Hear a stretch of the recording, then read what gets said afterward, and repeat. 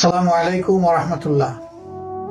বিশ্বের বিভিন্ন দেশে অবস্থানরত বাংলাদেশি প্রবাসী ভাই ও বোনেরা, আশা করি আল্লাহ রাব্বুল আলামিনের একান্ত মেহেরবানিতে আপনারা যে যেখানে আছেন সুস্থ অবস্থায় আছেন। আমি বাংলাদেশ জামাত ইসলামীর পক্ষ থেকে এবং আমার নিজের তরফ থেকে আপনাদের সকলের শারীরিক মানসিক সুস্থতা কামনা করছি এবং দোয়া করছি আল্লাহ তাআলা যে যেখানে আছেন সেখানে যেন সবাইকে নিরাপদে সম্মানের সাথেই রাখেন। বাংলাদেশ আমাদের প্রিয় জন্মভূমি। আপনারা জানেন আগামী বছর ত্রয়োদশ জাতীয় সংসদ নির্বাচন অনুষ্ঠিত হতে যাচ্ছে এবং এই নির্বাচন আগামী ফেব্রুয়ারি মাসে অনুষ্ঠিত হবে বলে আমরা দৃঢ়ভাবে আশা করছি। এই নির্বাচনে প্রবাসী ভাই ও বোনেরা যাতে তাদের ভোটের অধিকার প্রয়োগ করতে পারেন, এই জন্যে পরিবর্তিত পরিস্থিতিতে গত বছরের 5 আগস্টের পর থেকে দাবি আমরা অত্যন্ত জোরালোভাবে জানিয়ে আসছিলাম।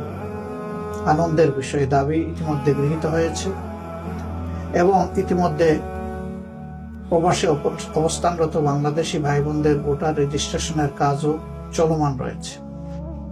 তার পাশাপাশি যারা একান্ত এই সময়টা দেশে আসতে পারবেন না, তারা যাতে তাদের ভোটটা নিশ্চিত হয় সেই জন্য এই প্রথমবারের মতো অনলাইনে অ্যাপসে ভোট দেওয়ার উদ্যোগ নেওয়া হয়েছে।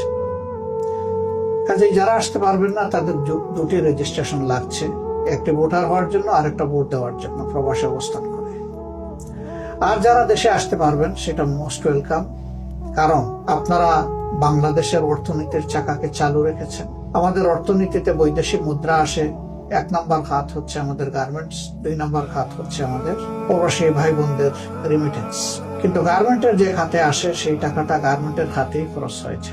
আপনাদের টাকাটাই মূলত রাষ্ট্রের কাজে বেশিরভাগ ব্যবহৃত হয়।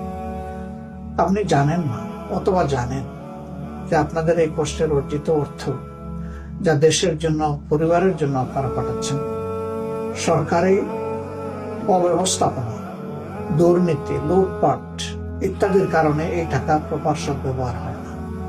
আবার সেই জায়গায় আপনারা কোনো আওয়াজও সেভাবে তোলার সুযোগও দিতে পারেননি। এবার ভোটার হওয়ার কারণে আপনাদের হাতে যে অস্ত্র এসেছে এটাকে প্রয়োগ করার মাধ্যমে আগামীতে এমন একটি সরকার ব্যবস্থাপনা গড়ে তোলার ক্ষেত্রে আপনারা গুরুত্বপূর্ণ অবদান রাখবেন বলে আমরা বিশ্বাস করি।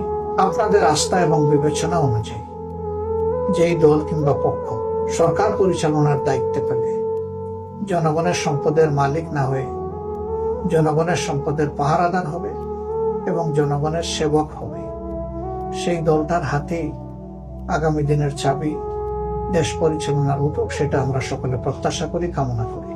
বাংলাদেশ জামাত ইসলামী আপনাদের সকলের ভোটের অধিকারের প্রতি দারুণ শ্রদ্ধাশীল।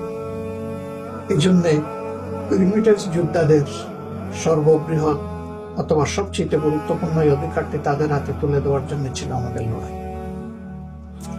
এই লড়াই তখনই সার্থকতা পাবে যখন আপনারা ব্যাপক হারে ভোটে অংশগ্রহণ করবেন। আপনি অবশ্যই আপনার পছন্দের দল এবং প্রার্থীকে নির্বাচিত করবেন, এক্ষেত্রে আপনার পূর্ণ স্বাধীনতা রয়েছে।